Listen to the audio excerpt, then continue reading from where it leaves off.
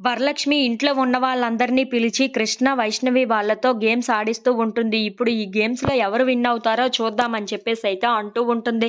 ఆ మాటలు వినగానే అక్కడ ఉన్న వైష్ణవి అయితే కృష్ణ వైపు చూస్తూ నవ్వుకుంటూ అలా ఆ గేమ్స్‌లో నేనే విన్ అవుతాను అని చెప్పేసైతే అంటూ ఉంటుంది. ఇంతలో అక్కడ ఉన్న వరలక్ష్మి మాత్రం ఇప్పుడు ఈ రింగ్‌ని బిందెలో పడేస్తాను. ఎవరు ముందుగా తీస్తే వాళ్ళే విన్ అయినట్లుగా అని చెప్పేసైతే అంటూ ఉంటుంది. ఆ మాటలు వినగానే అక్కడ ఉన్న కృష్ణ, వైష్ణవిలు అయితే నేను గెలుస్తాను అంటే నేను గెలుస్తాను అని చెప్పేసైతే పోటీ పడుతూ ఉంటారు. ఇంతలో అదంతా చూసిన వెన్నెల మాత్రం చాలా బాధపడుతూ ఉంటుంది. ఇంతలో అక్కడ ఉన్న రింగ్‌నైతే బిందెలో పడేయటంతో అక్కడ ఉన్న వైష్ణవి, కృష్ణ వాళ్ళు ఆ రింగ్ కోసం తోసుకుంటూ మరి ఆడుతూ చాలా సరదాగా ఒకరినొకరు చూసుకుంటూ ఉంటారు. అది చూసిన వెన్నెల మాత్రం కృష్ణని చూసి బాధపడుతూ ఉంటుంది. ఆ ప్లేస్‌లో ఉండాల్సింది నేను కదా అని చెప్పేసైతే అనుకుంటూ చాలా బాధపడుతూ ఉంటుంది. ఇంతలో బిందెలో ఉన్న రింగ్‌ని ఇద్దరూ కలిపి తీస్తూ ఉంటారు. అది చూడగానే ఇంట్లో ఉన్న వాళ్ళందరూ అయితే ఒక్కసారిగా షాక్ అయిపోతూ ఉంటారు.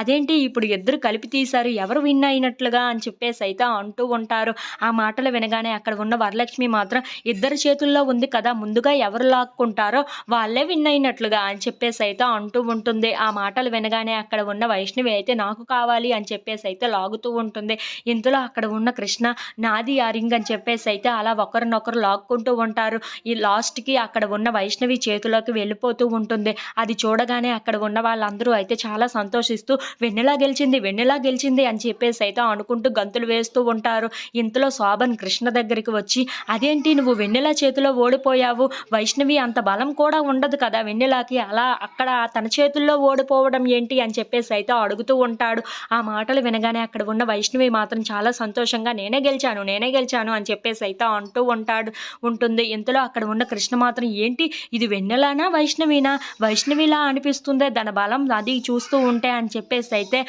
వైష్ణవి వైపు చూసి మాట్లాడుతూ ఉంటాడు. ఆ మాటలు వినగానే అక్కడ ఉన్న వైష్ణవి అయితే అమ్మో నేను దొరికిపోయేటట్లే ఉన్నానే అని చెప్పేసైతే చాలా భయపడుతూ అక్కడ ఉన్న కృష్ణ వైపు చూస్తూ ఉండిపోతుంది.